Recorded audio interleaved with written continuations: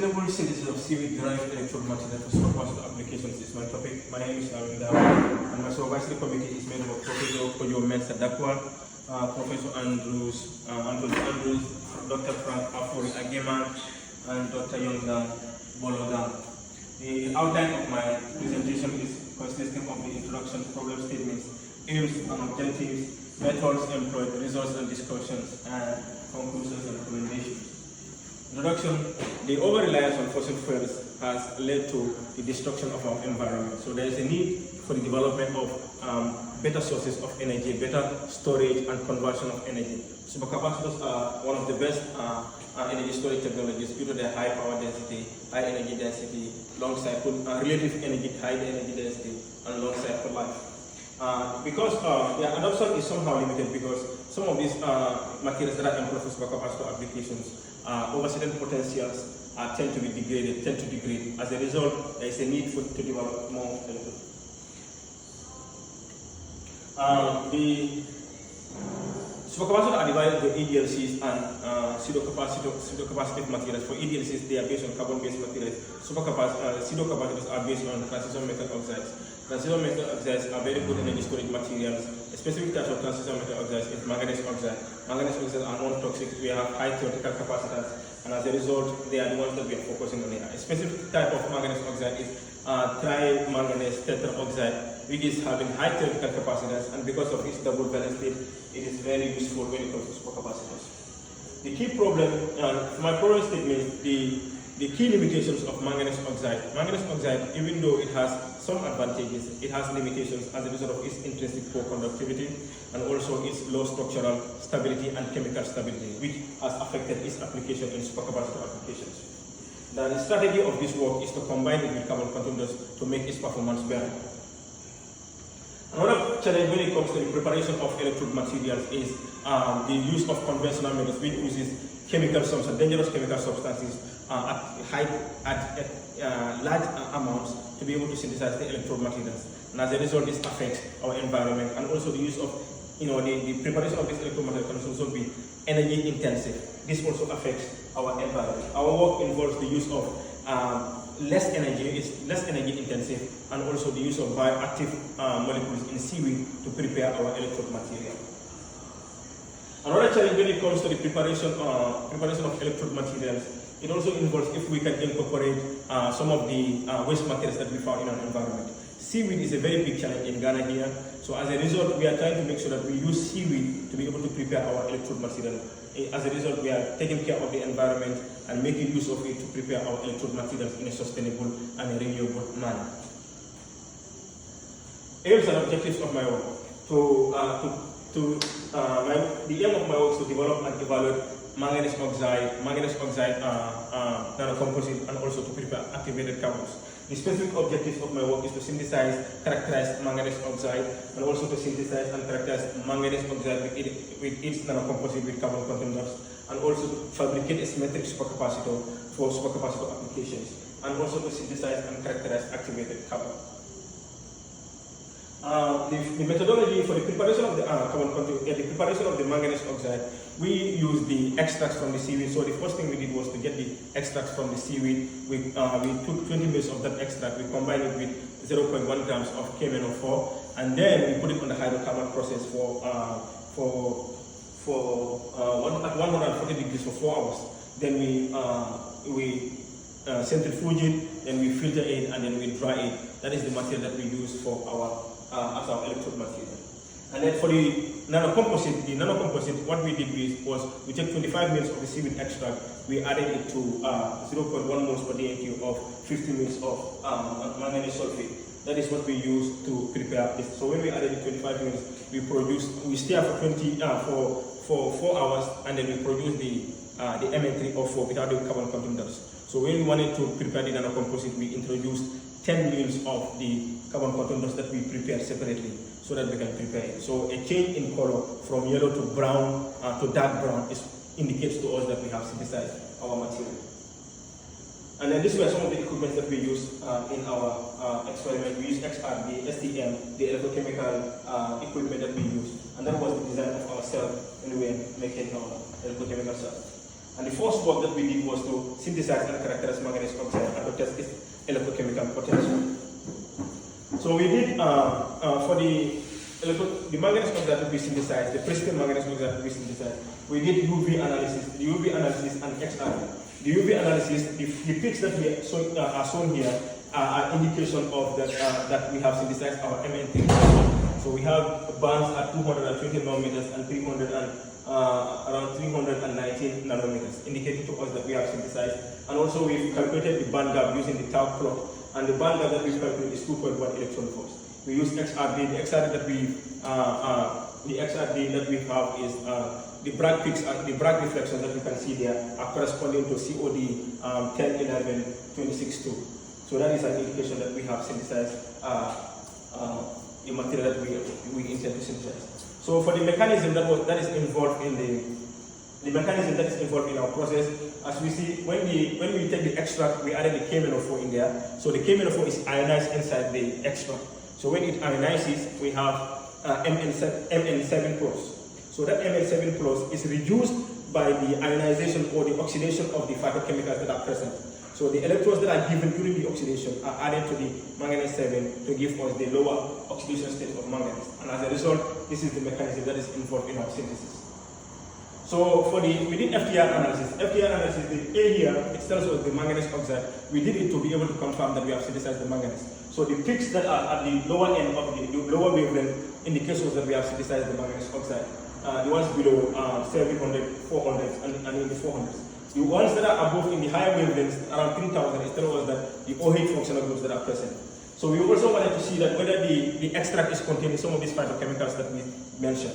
We also did the FTR analysis of the phytochemicals, and these peaks are corresponding to some of the peaks are corresponding to the functional groups belonging to the phytochemicals present inside the extract. So we did STM analysis. The STM analysis that we conducted shows us the topology, the morphology of the surface morphology of our material. As you can see, the particles across the board, the particles are very aggregated together, which tells us about the nature of the material that we synthesize. We did EDS analysis. The EDS analysis shows us the elements that are present, manganese, oxygen, and carbon. The carbon is due to the source of our material, the source of our reducing agents, which is from a carbon-containing material. But as a result, you can see that the manganese and the oxygen are uniformly distributed together. We did BET analysis. The BET analysis, the isotope that we have is a type 4 isotope, indicating to us that our material is mesoporous or has some amount of porosity in it. We did BJH to be able to show us that, which confirms to us that our material is actually a mesoporous material. So we did electrochemical test on using CV cyclic voltammetry. The electrochemical test, when we did the one without the material, the nickel, the bare nickel, as you can see, the peaks are almost invisible. However, when we added our material onto the nickel form, we see that there was an electrochemical oxidation due to the volumetric response that we observed. And we also try to see what is going to be happening when we increase the scaling, as we vary the scaling. As we increase the scaling, as you can see, the peaks increases in the anodic direction and also in the cathodic direction, which tells us that the material is having some level of resistance in it. We did the power law analysis to be able to determine whether the material is basically pseudo-capacitive or capacitive. And then the slope that we obtained here is 0.6. That tells us that our material is what? It's a pseudo-capacitive material. And then here we use Brooks method to be able to determine what is the contribution of pseudo-capacitive and capacitive. As you can see, as the scaling increases, the pseudo-capacitivity decreases, but the capacitivity increases.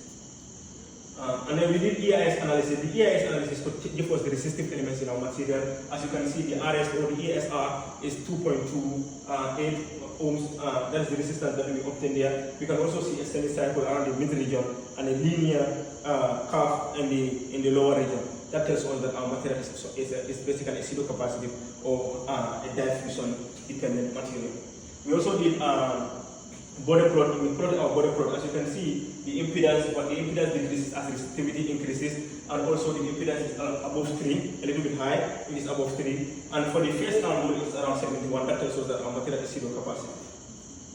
So for the second work, what we did was to be able to combine our manganese oxide and carbon quantum dots.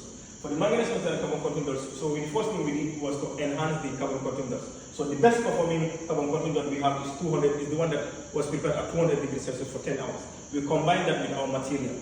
So when we combine it with our material, as you can see, the moment the carbon content was added, there was a quenching, the absorbance decreases, and also that tells us that there was a combination, and we calculated the band gap. The band gap for the one that is with carbon content dot is 3.20, and the one without carbon content dot is 2.73 electron volts. So that is the what we observed. So we did XRD analysis. XRD analysis for the one with carbon content dots and the one without carbon content dots. The one with carbon content dots, as you can see, it is very crystalline. The one without carbon content dots is not very crystalline, as the peaks are broad and overlapping.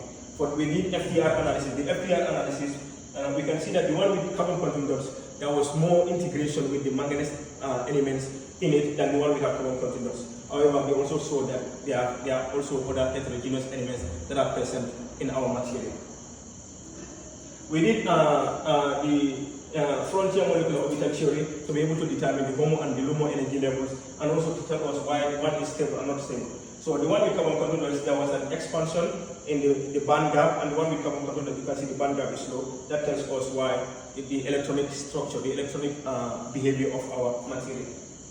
So we did SEM analysis. The SEM for the one with carbon content dots, as you can see, the particles are fully formed and they are dispersed.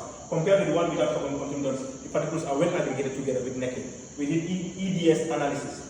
For the EDS analysis, we can see that the carbon, the manganese and the oxygen are uniformly distributed in the one with carbon content dots. And the one without carbon content dots also shows the presence of manganese and oxygen uniformly distributed together.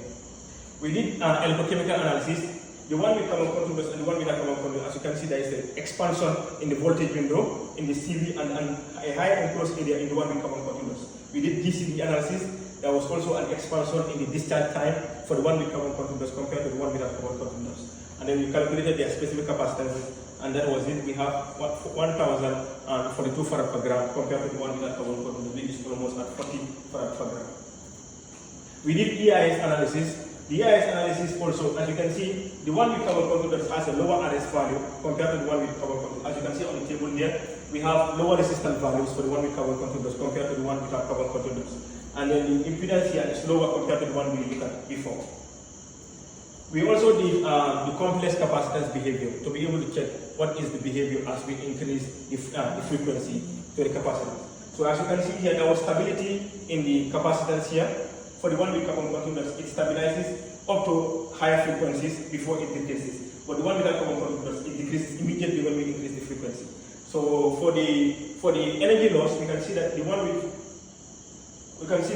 carbon content dots also has lower energy loss compared to the one without carbon content dots. So we also fabricated a symmetric supercapacitor. The symmetric supercapacitor, when we fabricated, we wanted to know the best voltage window. So as you can see, the voltage window that we use is 1 volt. That is from minus 0.7 to 0.3. That is the one we used, and we continued working with that. As you can see, it maintained a quasi-rectangular behavior for the CV at different scanlines. Even at the highest scanlines, it maintained the same CV, telling us the excellent electrochemical performance of the behavior of the material. We did DCD analysis, which is also showing us a quasi-triangular behavior of the material, which is also telling us that the material has a very good electrochemical performance, and then with a very little amount of ion drop. We calculated the specific capacitance of these materials. The specific capacitance was 163.4 farad per gram, and we calculated the energy density and the power density. The energy density of our device is around 5.67 watt-hour per kilogram. That is the energy density of our material. And then we have the highest power density, the lowest power density at that energy density is 249 watt per kilogram. So we also checked the stability of the material, the cyclic stability of the material. The cyclic stability of the material gives us around 88.2% capacitance attention after 1,000 cycles. So the EIS analysis, we conducted EIS analysis, and then we also checked the equivalent series. We also checked the equivalent cycle there. And then as you can see, the values that we obtained in the table here, the solution resistance is 0.8, and also the charge transfer resistance is almost 27.17. For the diffusion resistance, it's very, very insignificant. It's very, very low. That is telling us that our material is basically, has the diffusion is very easy through the material. There's a limited amount of diffusion resistance. that tells us about the behavior of our material. It also, the presence of the CPE tells us that the material is porous, some amount of porosity due to the presence of the constant phase element in there. So we also try to check what is the mechanism of energy storage in our material. The mechanism of energy storage in our material, as you can see when we did the power law here, the B value that we got on this plot here is around it's almost 0.47, which is close to 0.5, telling us that the mechanism of energy storage in our device is basically pseudo capacity. We wanted to know what is the contribution as we increase the scaling in terms of pseudo capacitive contribution and capacitive contribution. We realize that the dominant one is pseudo capacitive contribution, and however, as we increase the scaling, a little bit of capacitance begins to increase a bit. So that is what we observe in our district.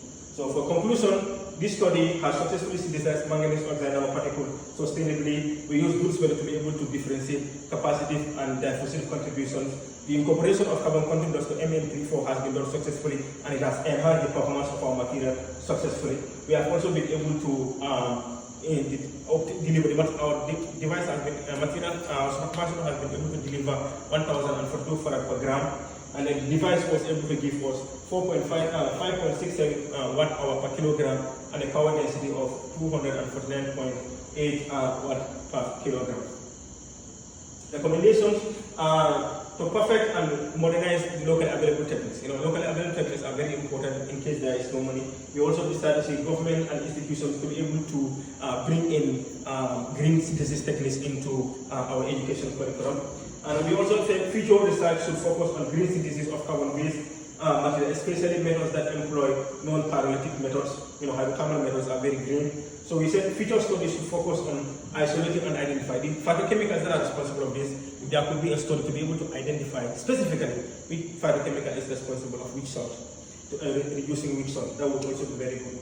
Green synthesis should be taught in schools, and researchers should be incentivized or encouraged to implement them in the researches that they conduct in green chemistry principles, in the works that they do. These are the references that we did. These are the reference works that I did. Thank you very much.